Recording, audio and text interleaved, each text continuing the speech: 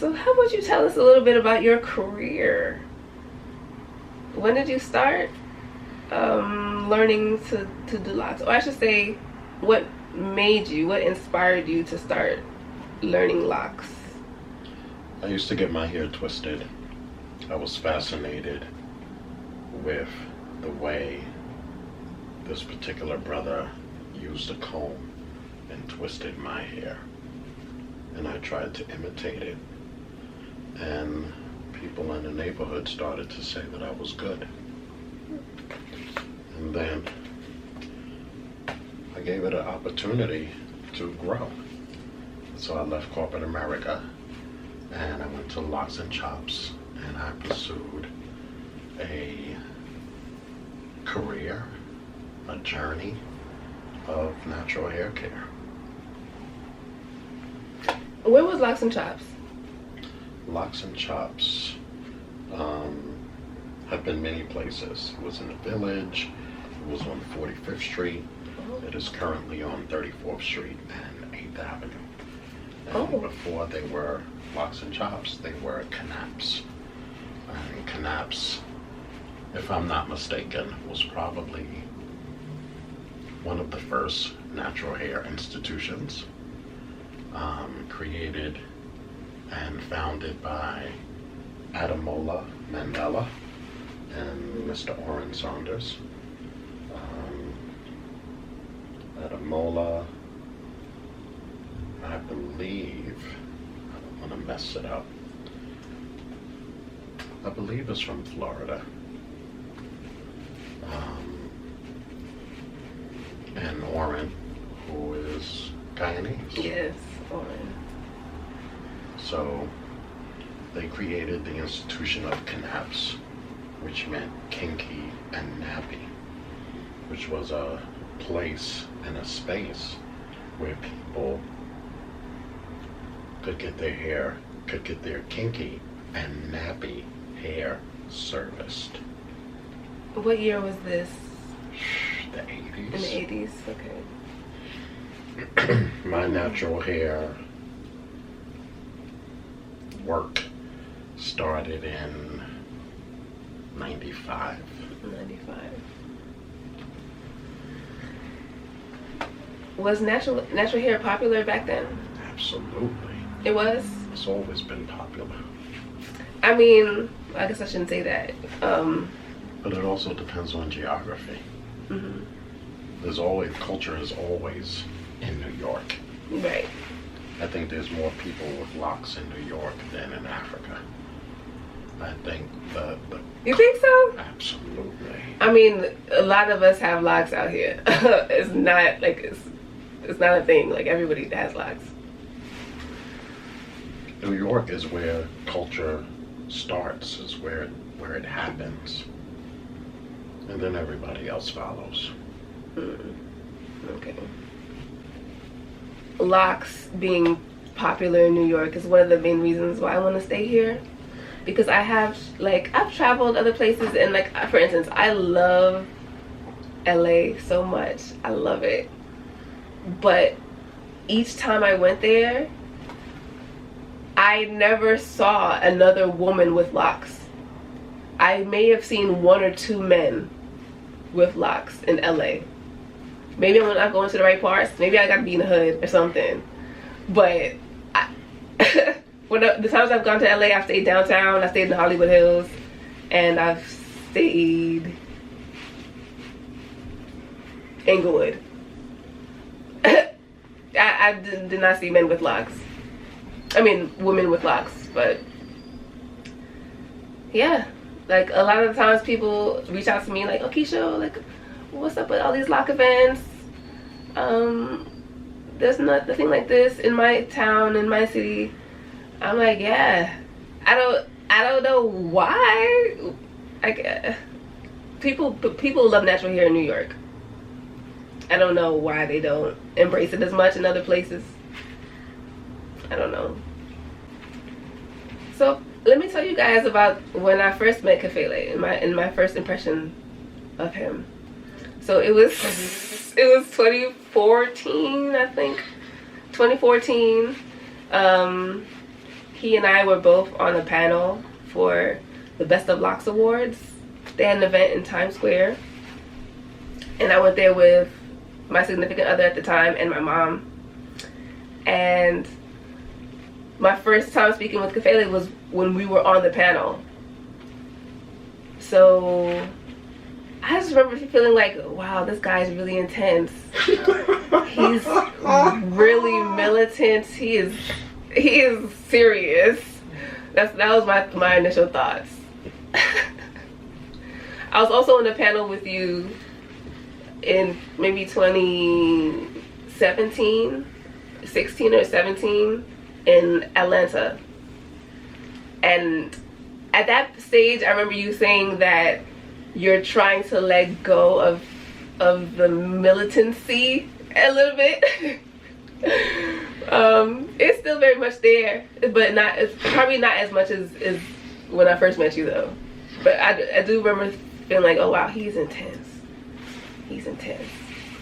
Do you remember your first impression of me? You probably didn't even remember me. I remembered you. Yeah. But being introduced to, what's the word? Influencers was new to me. I'm always in communications with other industry peers. Mm-hmm. So that was a whole new introduction to me. And to try to understand who you all were, mm-hmm. and what y'all brought to the table. Mm-hmm. And that the natural hair industry is growing, yeah. And more lanes are being created, yeah. and I need to understand who these people are. Yeah. You know, for a while I felt like, ooh, like there's like, I don't want to say tension, but like strange vibes when it comes to like LOC influencers and Locticians.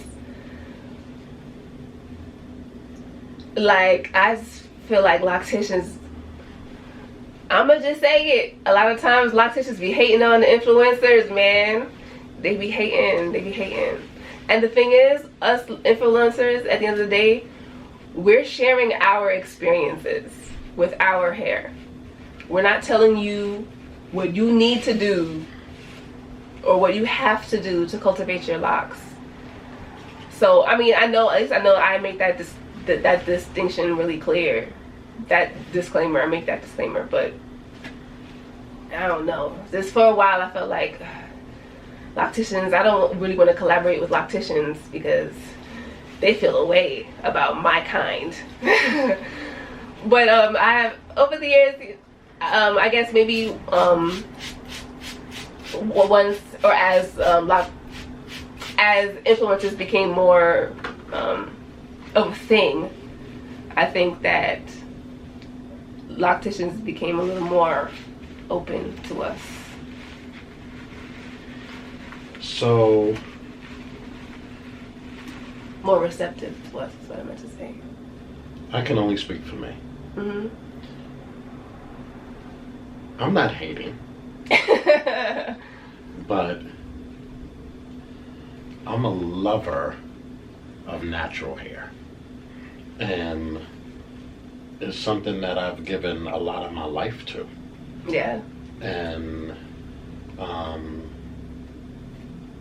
culturally it's ours. And when we start passing the batons to the next generation of natural hair people, I think that we feel, or that we want to feel, like the culture part of it is safe. Mm-hmm. So when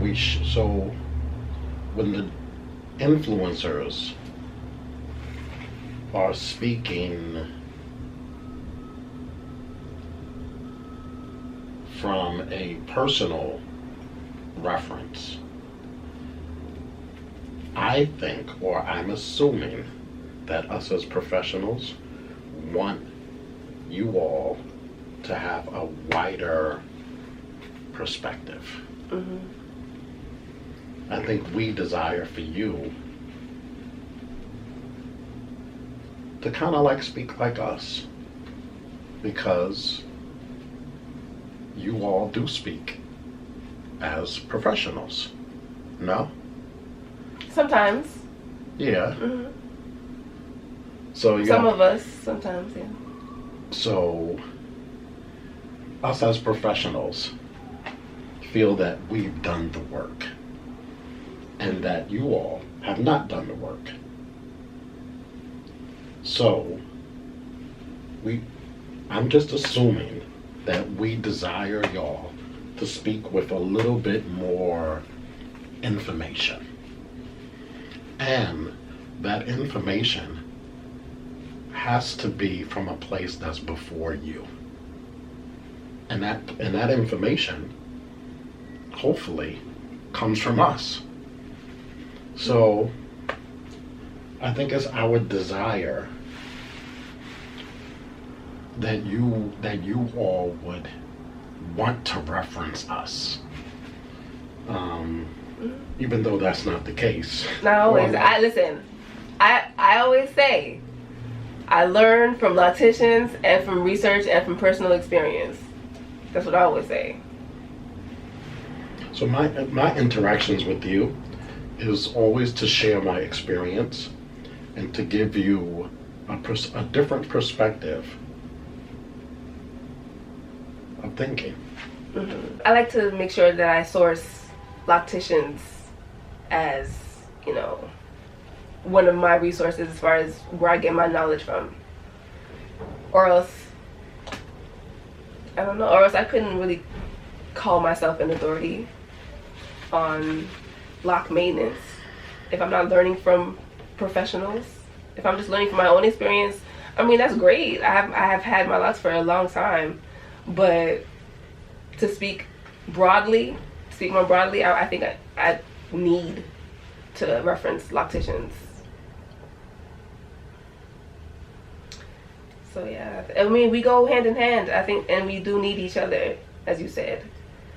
We need each other. As far as if our goal is to encourage others to have their locks and show them healthy ways of maintaining their locks, then we need each other. The Locticians have the knowledge and the skill. The influencers, we have the influence. We have like the social media backing. But it's not just Locticians. It's the whole natural hair piece. And for me, natural hair, or the natural hair conversation, is like a pizza pie. And when I say a pizza pie, there's different slices. And so I've been in the game 25 plus years. And almost every single loctician or braider or weave artist or barber or trichologist or dermatologist or nutritionist, there's so many pieces to the game that they have been a mentoring to me that I sponged. So I love natural hair fearlessly. I love it. I love our culture of it, and I want everybody to know it. I don't want it's like when you die, you're left an inheritance. The elders left me an inheritance. And those things are jewels to me. They have value. Like, you can't know moving forward unless you know your past. And so there's natural hair elders or icons who have shared things with me that I've held true. And I'm grateful that they shared that information with me. Everybody doesn't have to share the information, especially if they don't trust that you're going to do the right thing with it. Right. So there are natural hairstylists, locticians, who teach other cultures our hairstyling without the conversation of culture for $1. Our culture, in my opinion,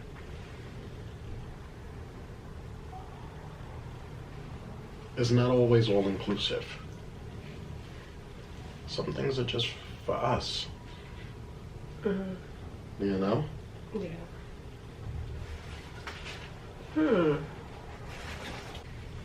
So I got a question for you. Can I ask you a question? Yes, you may. Because that's very risque when you ask the interviewer. Sure. Why do you trust me doing your hair? Why do I trust you doing my hair? Well, I mean, at this point, you've done my hair several times, and you've done a great job each time. You don't think so? I'm joking. Oh, you've done a great job each time. But do you mean like from jump? Or? Why do you trust me? Why do you trust me?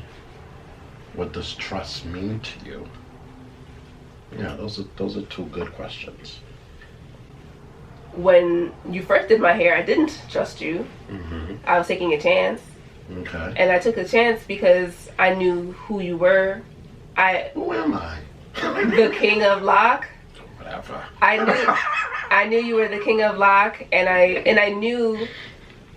I mean, I've had my encounters with you. Like, I've seen you at hair shows. I've seen you when we were on panels together. So when you first did my hair, I didn't trust you, but I guess now I want to look up the definition of trust. I want to make sure I'm using the word right. Because I did trust that you would do a good job on my hair. I did trust. But I guess I just didn't know firsthand. Let me see. What does trust mean? Firm belief in the reliability, truth, ability, or strength of someone or something. Okay, so I did trust you from jump. I did. I trusted you from jump because you're the king of LOC. There's a lot of kings.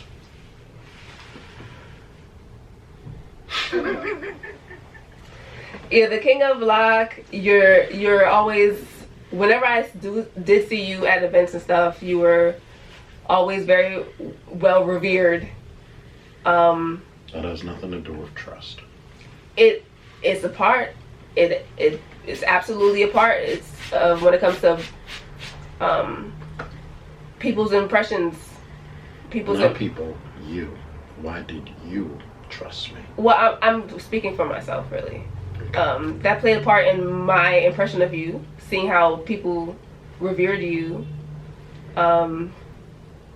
And also just the way you spoke with, or speak with experience and knowledge and authority. All of that combined made me trust you. Like, yeah. I've definitely had people do my hair that I did not trust, and I didn't return.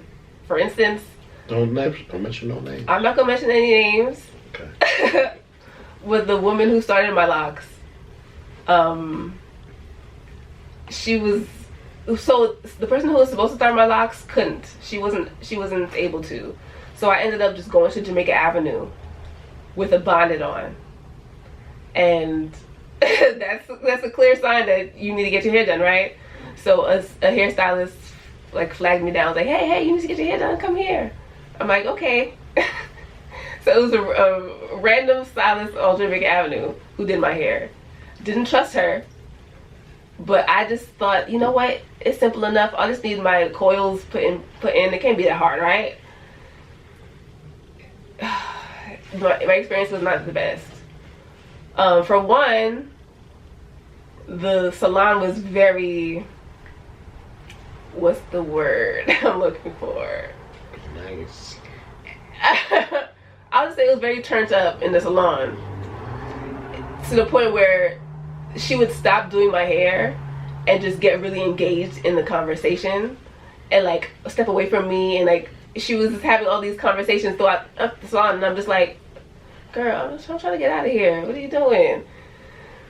And so that was that. But also, when I went under the dryer and I went home and I started taking pictures of it, she used way too much product on my hair, to the point where the dryer didn't like dissolve at all or whatever. There was like clunks of gel on my hair. She had mixed shea butter with ORS gel, and that's what she used to start my locks. At the time it wasn't called ORS, it was called organic root stimulator. Yeah. But yeah, and I had to go throughout my hair and plick it all out. That wasn't great, but I didn't return to her. So was this her fault or your fault? What are we talking about now? Your experience. Both of us. Why was it her fault? It was her fault for not knowing that she shouldn't use so much product in my hair. It's your fault. It's our fault. No. You gave her the okay. I gave her the okay? You gave her the trust without having a proper consultation. Yes, that's true. But I would still say that it was our fault. Why? It's our fault because if you're going to put yourself in the authority position to do hair, you should know what you're doing. Not true. You shouldn't know what you're doing? No. Those people are necessary for you to learn the lessons, to create the distinction between the hustlers and the healers. What? How do you grow if you don't have these bumps along the journey? You got to decide. These are the things that you learn. Okay. I respect the professional now. It's only when you have a bad experience then you start to respect the professional. Otherwise, you think everybody's playing on the same court with the same skill. When you say respect the professional, was she not a professional? Her etiquette and her behavior could be very professional, but maybe she wasn't a true loctician. Maybe she was just experimenting or learning or practicing. Perhaps. And everybody has to practice. There was many of heads that I messed up, but you have to practice. You know? Mm-hmm. And the feedback during the practicing helps you get better real quick. Oh, I don't think I gave her any feedback because I didn't go back to her. I just didn't go back. That's another part. Not going back doesn't help the stylist. I wasn't concerned about helping the stylist. You gotta be.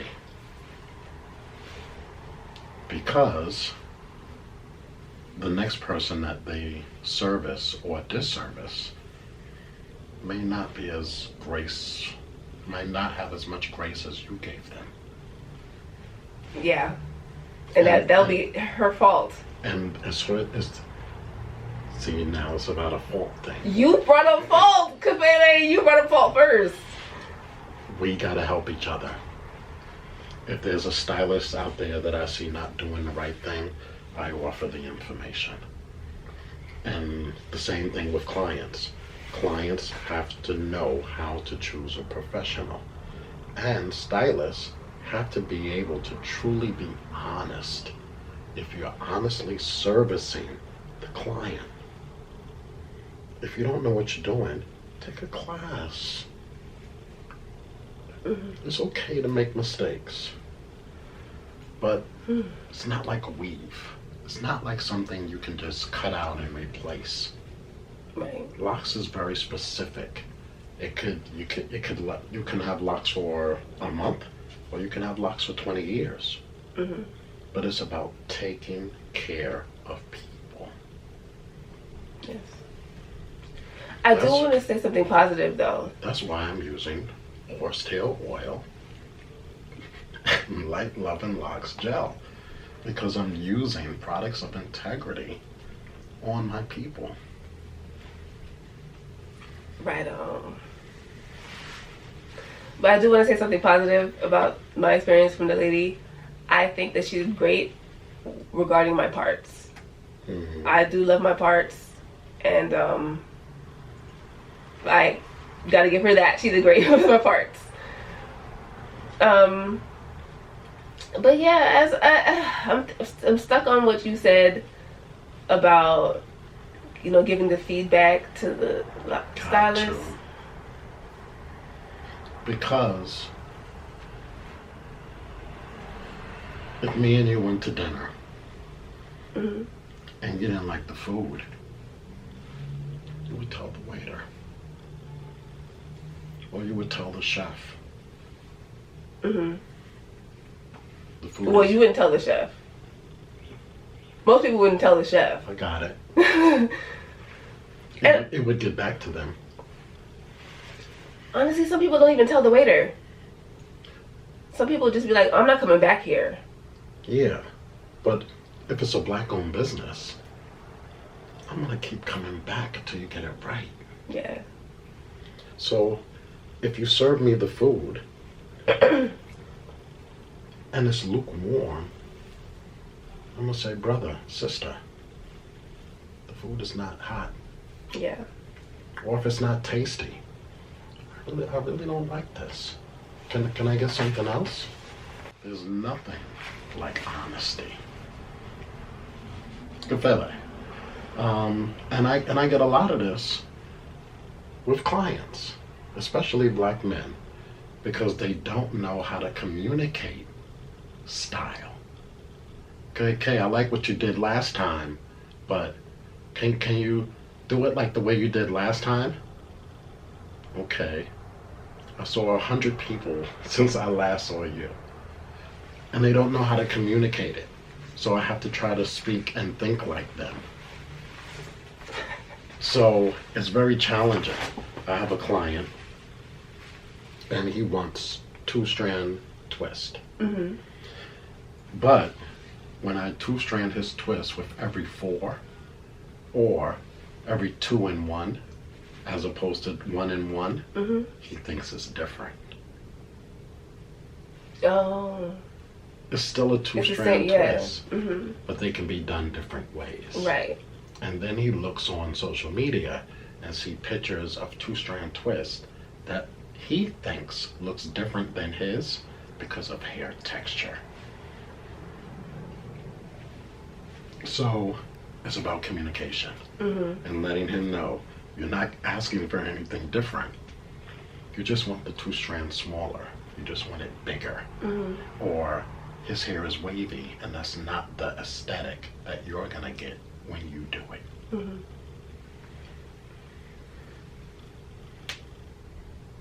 But if I don't do a good job on your hair and you never return, how do I grow?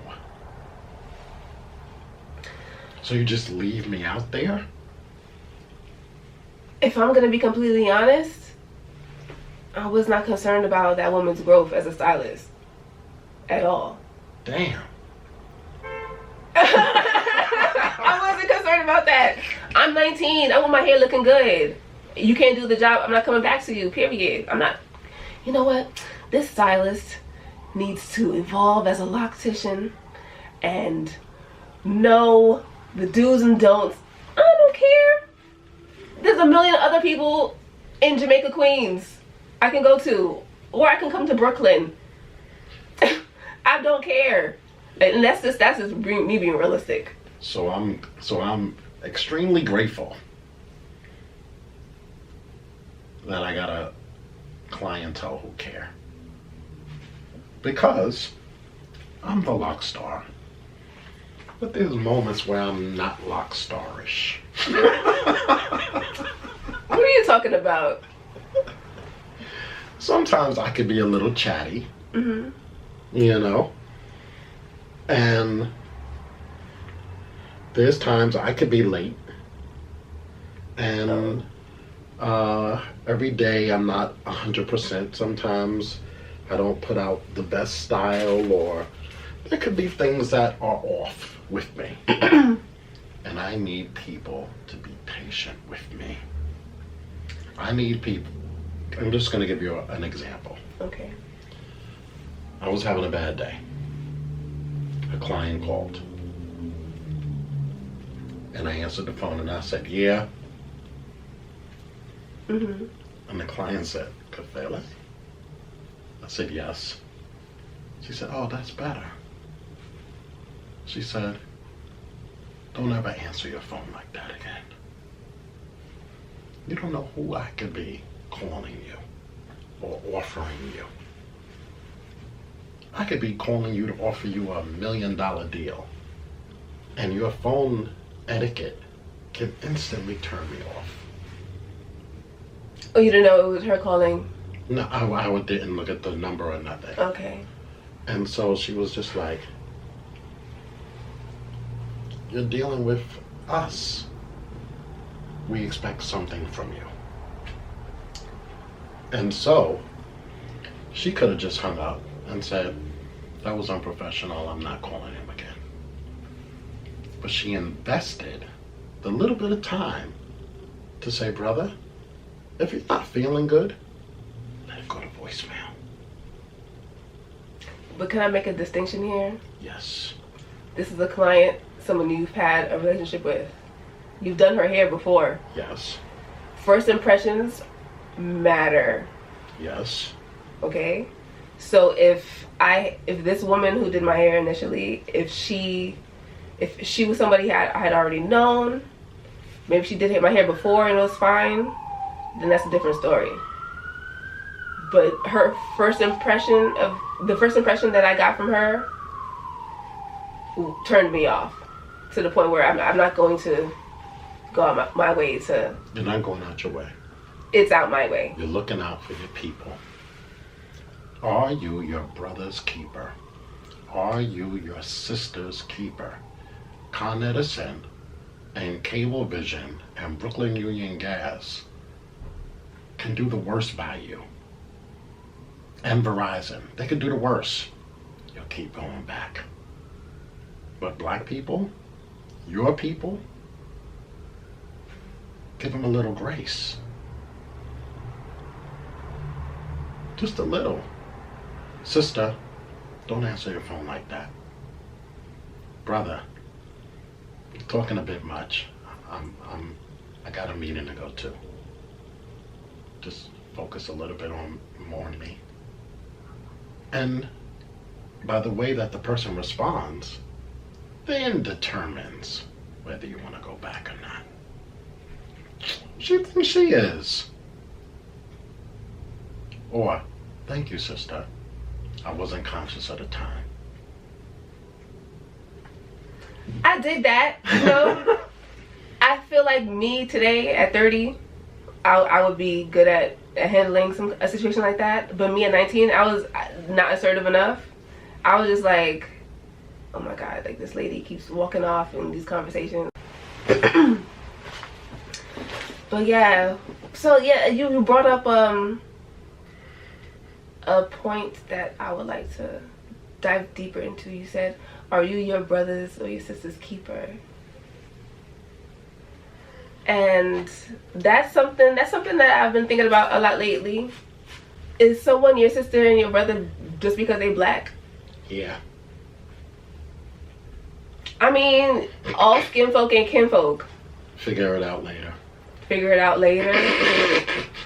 I mean, I'm not gonna knock anybody who's black. I'm not gonna knock them. But if you're black and you're not giving me good service, as a stylist, I'm a contribution to you. As a client, you're a contribution to me. If I do something off and you don't have a conversation with me about it and you never return,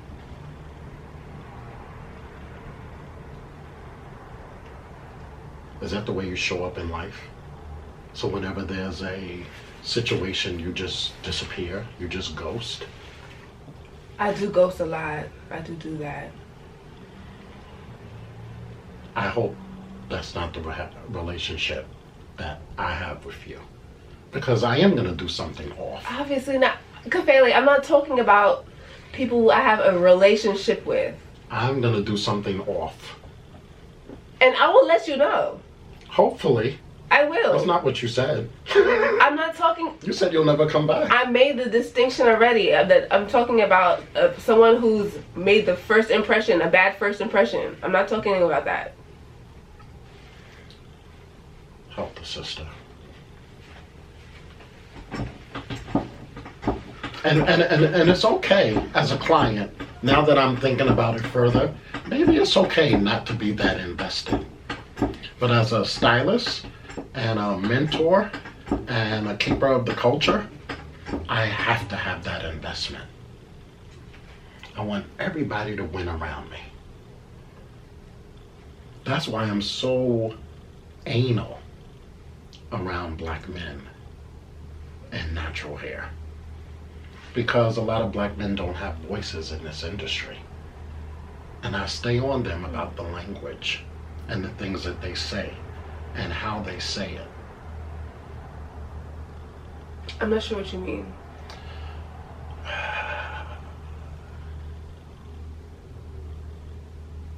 Leadership is not popular. I didn't come into the industry to be liked. If you come into the industry to be liked, you're in the wrong profession. I came into the industry to make a difference. And I was very clear that I have hundreds and hundreds of people who influence me and educate me and mentor me. But I have my own mind and I have my own voice. But I have to be strategic with it. So most times, many militant, and then depending on certain settings, I'll pull back. You have to know who you're talking to, when you're talking to. It's strategic, it's a skill. And there's a lot of black men in natural hair who know the skill, but who have not created a voice for themselves. And then when you hear them speak, it's like, oh, okay, please do less talking. Because I find, or it's been my experience, that their spirit is not where it's supposed to be. They're in the game to make money.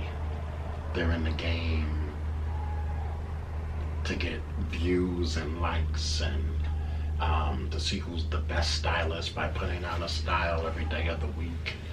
But they don't have a conversation around hair care. They don't have a conversation about keeping clients or using products of integrity. That's just my favorite thing to say in the world. When it comes to hair, you can't license spirit. Either you have it, either you're working toward it, or either you don't have it. And when I hear people speak, and I think I'm a good judge on spirit,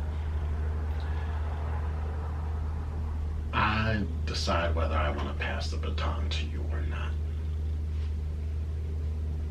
Because if your spirit ain't there, I don't trust you with the information. I gotta trust you. Because there's a group of elders that trusted me. you know? Mm-hmm. So there's a couple of phenomenal young black men who I've shared with, and I've kind of passed the baton, or I'm passing the baton to them. And they're pretty phenomenal. And so, God forbid if something happens to me, I kind of feel safe that I've left this information with them. Yeah. And I know it sounds maybe egoish. I just think, I don't know a lot of people who love natural hair like I do. I get a high from it. It makes me smile. It makes me laugh.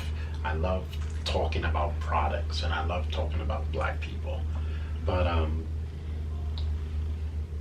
I don't get that similar spirit from a lot of today's up and comings. That it's just a hustle. Yeah, I do LOCs, okay? But graduate into doing mines. Yeah, I've graduated from doing hair. I do mines. I want my clients, I want my models, I want product makers, I want people to start challenging their thoughts. I've done the work with this. Now I'm doing the work with this. I want people to think. Just a simple conversation. If you go to a stylist and you're not happy, you don't go back. Say something.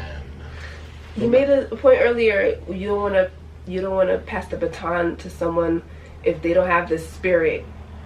I think that maybe if her spirit spoke to me differently, I might have went out my way to let her know. Yes. Because sometimes if you can feel someone's vibe if they'll be receptive to you or not. But what I'm saying is, risk it. Yeah. Risk it. If you're not afraid of confrontation. Yes. If you're not afraid, or if you want to face your fear of confrontation. And if it comes, you get to choose to walk away. Yeah.